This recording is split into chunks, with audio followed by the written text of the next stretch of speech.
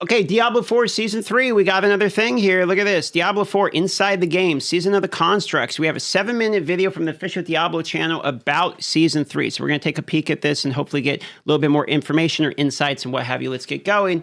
Let's get the audio right here. Season of the Construct has so much going on. New quest lines, new legendary items, new unique items, new mechanics, challenges, and more. In the Season of the Construct, you learn of a wondrous place beneath the sands of Kehjistan, filled with untold treasure. Nearly all who seek this treasure never return. Those that do return are haunted, or worse yet, possessed. You seek out this place to put an end to whatever's lurking there. Following a lead, you discover a sprawling network of underground vaults. It houses the Loom, a priceless apparatus built long ago by the brilliant mages Zoltan Kulle and Ayujan of Chaldeum to shape the elements and build tools to serve humanity. While exploring the network, you rescue Ayujan, only to discover that the demon Malphas has taken over the Loom to create its own private hell. Malphas is a servant. I gotta say, I kind of like the theme of this season. Zoltan Kulle is one of the, excuse the pun, cooler characters implemented into the Diablo universe. I actually think the theme of this season is a pretty big W. Of Diablo. I like steampunk. He's unlike other demons we've encountered in Diablo 4. He's shapeless, manipulates others, takes on forms other than his own. He has possessed one of Zoltan Kulle's prized constructs. And That kind of looks like Ragnaros in a way, just a little bit of a blood-related guy. The shape of him reminds me of Ragnaros for some you reason. must work with Ayujan to explore the vaults, gain access to the Loom, and defeat Malphas. This season Okay, so that's introduces the main constructs. seasonal questline guy. These elementally powered monsters were originally created by Ayujan and Zoltan to protect and maintain. Okay, so in the background, it's not just scorpions. We actually have like wasps here as well. So this is sort of a construct theme in multiple styles of character or minions The here. Loom.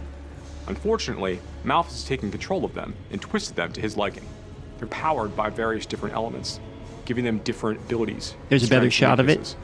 You'll also find them, of course, in the vaults themselves, protecting the many treasures within.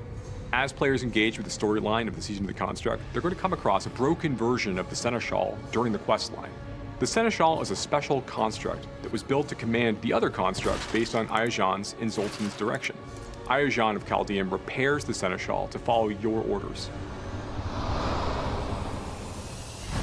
The Seneschal construct is your companion. It's a rebuilt construct that will accompany you throughout the season. Your construct. Here's our first shot of what looks like the vaults, which are the traps coming out of the game. And from what I understand, the more you get hit by these traps, maybe you lose a little bit of rewards. That was the way I was reading in the notes. So I'm curious to see. This is our first little look at gameplay of this. Power will grow along with you. The Seneschal construct has many different abilities that can complement the player's build. It can deal damage, crowd control monsters, or even support you directly by healing you or providing you a damage bonus. Magical stones are the key to customizing and empowering your construct. They are primarily found in vaults. A lot of these look like 10, so I wonder if level 10 is the maximum level on these. You get governing stones from the season quest line, and you get tuning stones from playing through the seasonal content.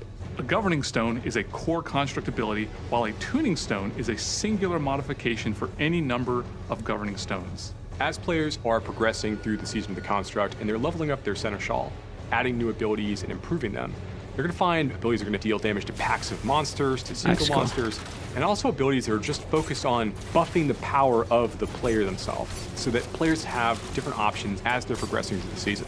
One cool ability is Auto Defense. Auto Defense summons a magical barrier around your construct that shoots down enemy projectiles.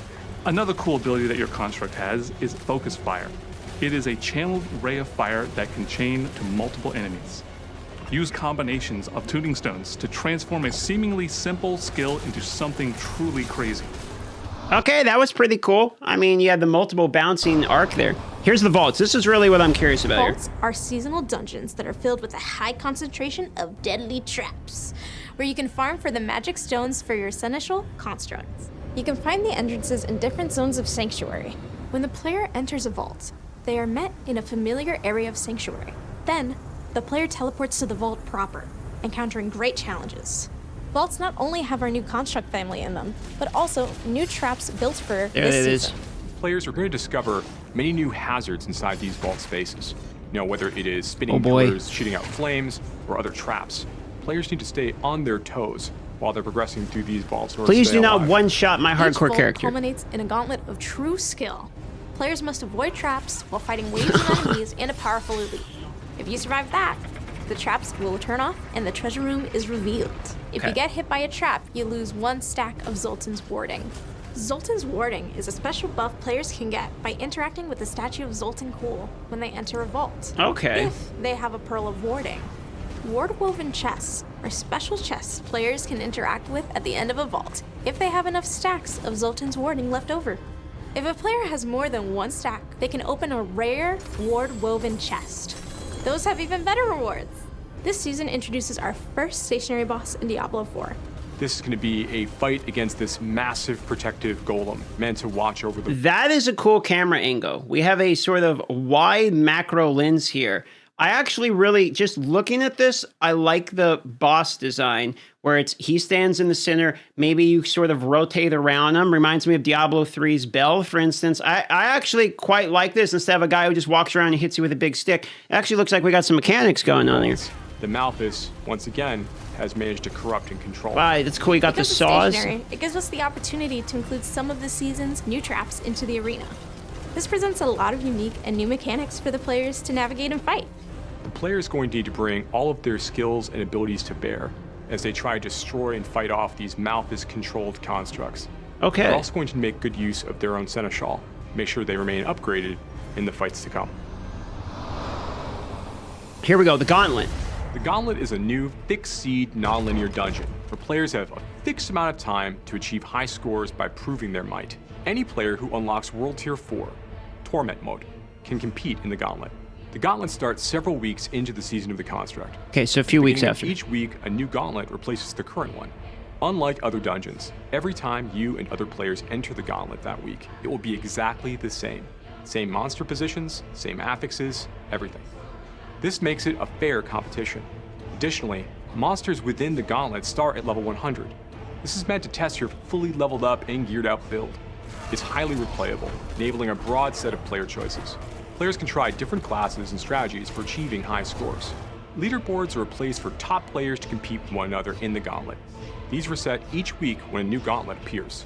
There are solo leaderboards for each class, as well as party leaderboards that vary with party size. And of course, there are a set of leaderboards just for hardcore players too. But some players may not be ready for that type of play, so we've created goals for them as well. Each leaderboard has a ladder that you climb to reach it. Each rung of the ladder awards a seal that you can show off. And when you earn the seal of the worthy, you'll be ready for leaderboard competition. Can't wait to see you in Sanctuary. Okay. To be honest, the trailer's pretty good.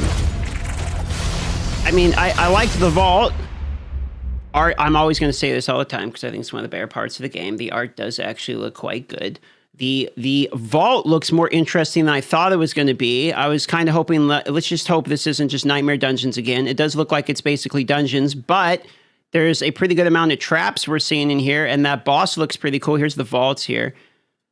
To be honest, it's got me a little bit hype. It's got me a little bit hype for Season 3. This boss, I really hope this boss is actually somewhat difficult and a cool challenge, not just, we won him with the Hold the Barb, because I think fundamentally the design of it, my initial reaction from looking at it was, that actually looks kind of cool. So, I don't know. Maybe it's kind of bringing the hype in a little bit for that. So, kind of cool. I like that trailer. There is a part in the beginning here where they're talking about the unique items as well as the legendary items.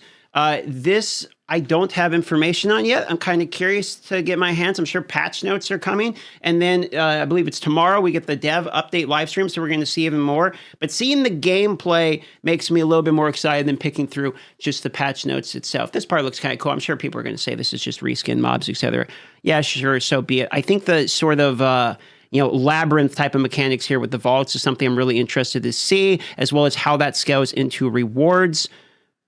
I don't know. I really kind of like the theme of this season, the construct theme. So that's what I see I like out of it, particularly the boss. I'm going to keep going back to the boss because I actually think the boss looks kind of cool. So that's just kind of my take a look at.